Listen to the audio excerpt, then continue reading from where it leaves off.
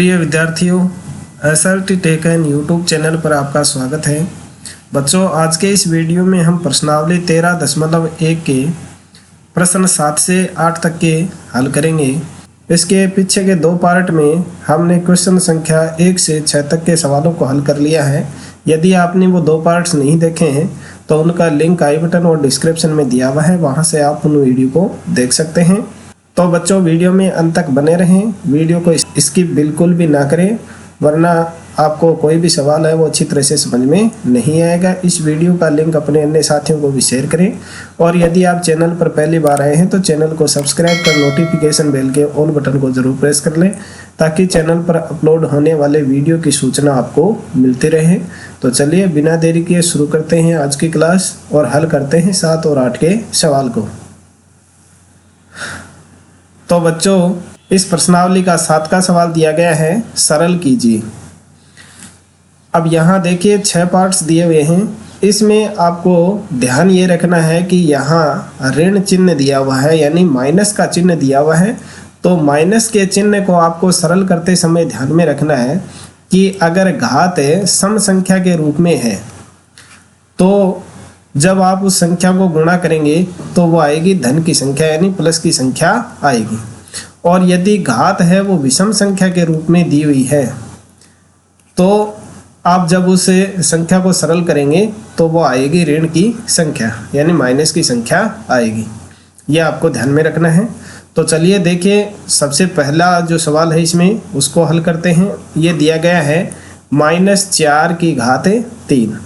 तो जो आंसर आएगा हमारा वो माइनस का आएगा, तो ये ऋण लगा देते हैं हम।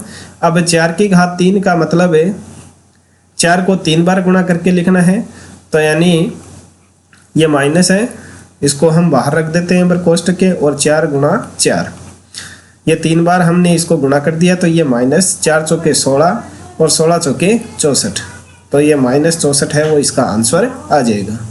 अब इसी तरह से देखिए 2 का सवाल, इसमें दिया गया है -3 गुणा -2 की घात 3। तो देखिए ये -3 है वो तो ज्यों का त्यों आ जाएगा, और गुणा यहाँ देखिए माइनस है उसकी घात 3 यानी विषम संख्या है, तो ये जो इनका गुणा करेंगे वो आएगा माइनस, तो ये माइनस अलग रख दीजिए और फिर 2 को 3 बार गुणा करके लिख दीजिए इस तरह से। अब ये आ गया -3 ज्यों का त्यों, और गुणा ये माइनस, फिर 2 चौके 2 दूनी 4 और 4 दूनी 8, तो ये आ गया माइनस का 8। अब इसे माइनस का -3 से गुणा करेंगे तो ये माइनस और माइनस क्या हो जाएगा, प्लस हो जाएगा, और 8 तिये 24, ये प्लस आप इसके शुरू में नहीं लिखें तो इसका आंसर आ जाएगा 24, ये आंसर हो जाएगा। अब इसी तरह से देखिए थर्ड क्वेश्चन इसमें, तो -3 की घात 2 गुणा -5 की घात 2। आप इनको इस तरह से भी कर सकते हैं कि -3 गुणा -3 और फिर गुणा -5 गुणा -5। अब 2 का आप इनको गुणा कर लीजिए, तो ये माइनस है, माइनस प्लस हो जाएगा, 3 तिये 9, गुणा इस माइनस का इस माइनस से गुणा करेंगे तो प्लस हो जाएगा, और 5 पंजे 25। अब 25 का 9 से गुणा करेंगे तो आ जाएगा 25 में 225, तो यह हो जाएगा इसे तीसरे पार्ट का हल। और अब देखिए इसमें जो चौथा दिया गया है उसको यहाँ हल कर देते हैं। चौथा इसमें दिया गया है -2 की घात 3 गुणा -10 की घात 3। अब यहाँ देखिए -2 है उसको हम 3 बार लिख के गुणा कर देंगे, -2 गुणा -2 गुणा -2, और अब -10 है उसको भी 3 बार लिख लेते हैं, -10 गुणा -10 गुणा -10।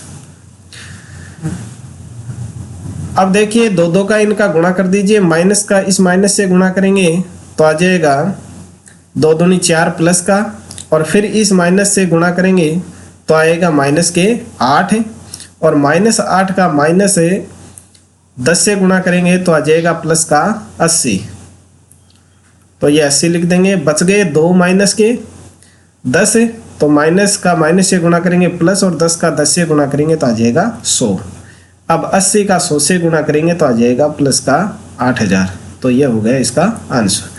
तो बच्चों इस सवाल को आप दो तरीके से हल कर सकते हैं, जो दोनों तरीके मैंने आपको बताई हैं।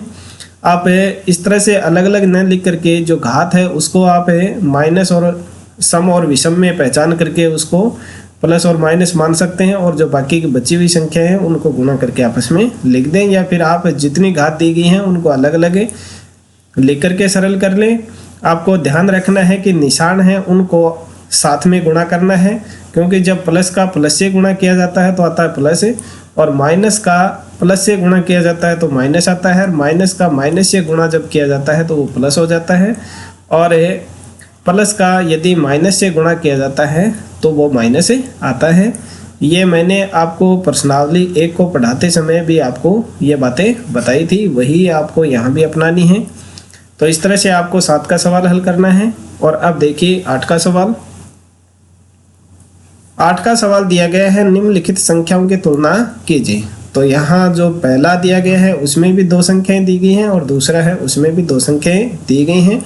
इनकी तुलना करके बतानी है। तो तुलना करने का मतलब कि यानी इनमें छोटी कौन सी है और बड़ी कौन सी है, यह हमें बताना है। तो देखिए सबसे पहला जो दिया गया है उसको हल करते हैं हम। इसमें दिया गया है 2.7 गुणा 10 की घात 12, और ये कोमा। दूसरा जो इसमें दिया गया है संख्या 1.5 गुणा 10 की घात 8। तो यहाँ देखिए इसमें घात छोटी कौन सी है, 10 की घात 8 है, ये छोटी है।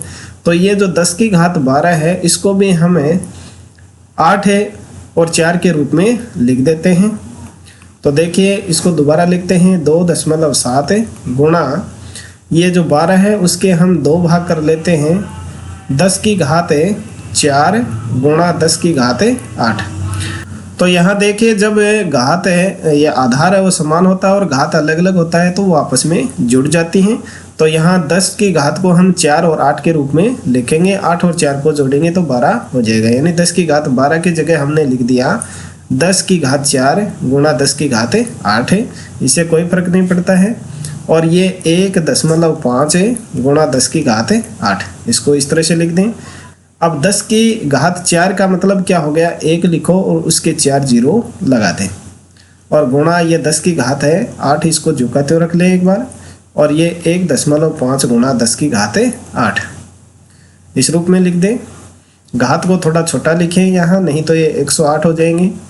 अब देखिए 2.7 है उसको 10,000 से गुणा करेंगे तो यानी ये हो गया 27, और इसके 4 जीरो लगाते हैं आप। अब देखिए यहाँ 2.7 है उसमें एक अंक के ऊपर दशमलव होता है, एक अंक के ऊपर दशमलव यहाँ लगा देंगे तो ये दशमलव लगाने के बाद में जीरो है वो कैंसिल हो जाएगा, और गुणा 10 की घात 8, और ये कोमा, इसको फिर लिख दें 1.5 गुणा 10 की घात 8। तो देखिए इनमें 10 की घात 8 है वो तो समान है, इसका मतलब कि यानी 8 8 शून्य और लगेंगे इनके। घात वाली संख्या से पहले वाली संख्या है उसकी तुलना कीजिए, यहाँ 1.5 है और यहाँ 27,000 है, तो बड़ी कौन सी हो गई, बड़ी संख्या ये हो गई। तो इसको लिख देंगे 27,000 गुणा 10 की घात 8 बड़ी है, और छोटी है 1.5 गुणा 10 की घात 8, ये इसकी तुलना हो गई। यह हो गया इसका आंसर। अब इसी तरह से आपको करना है ये 2 का सवाल। तो 2 का सवाल चलिए हम इस तरफ कर देते हैं। इसमें दिया गया है 4 गुणा 10 की घात 14, और ये कोमा, और 3 गुणा 10 की घात 17, ये दूसरी संख्या दी गई है। अब यहाँ देखिए छोटी संख्या ये है, तो ये जो बड़ी घात वाली है, यहाँ देखिए ये है छोटी घात और ये है बड़ी घात। तो इस बड़ी घात को हम 2 टुकड़ों में बांट लेंगे, 14 और 3 के रूप में। तो इसको तो आप झुकाते हुए लिख दें 4 गुणा 10 की घात 14, ये कोमा, और यहाँ लिख दें 3 गुणा, तो यहाँ तो लिख दें आप 10 की घात 3 और गुणा 17 में से 3 को घटाएंगे 14 बच जाएगा, 10 की घात 14। तो आप इसको झुकाते हुए रख दें 4 गुणा 10 की घात 14, और ये हो गया 3 गुणा गुणा न लगा करके आप डायरेक्ट इसमें लिख दें, क्योंकि 10 की घात 3 का मतलब है कि इसके 3 शून्य लगा दें, तो ये 3000 हो जाएगा और 10 की घात 14।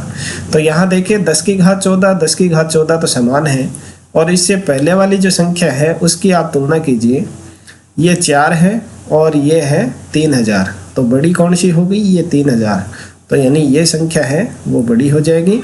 अतः आप इसका आंसर लिख सकते हैं 4 गुणा 10 की घात 14, ये छोटी है और बड़ी हो जाएगी 3 गुणा 10 की घात 17। ये हो गया इसका आंसर।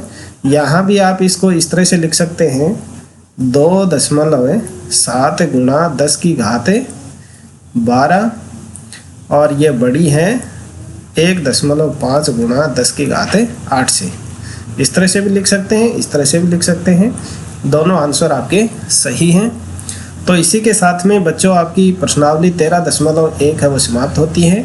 ये वीडियो यदि आपको पसंद आया है तो इसे लाइक करें, अपने अन्य साथियों को शेयर करें, चैनल को सब्सक्राइब करना ना भूलें।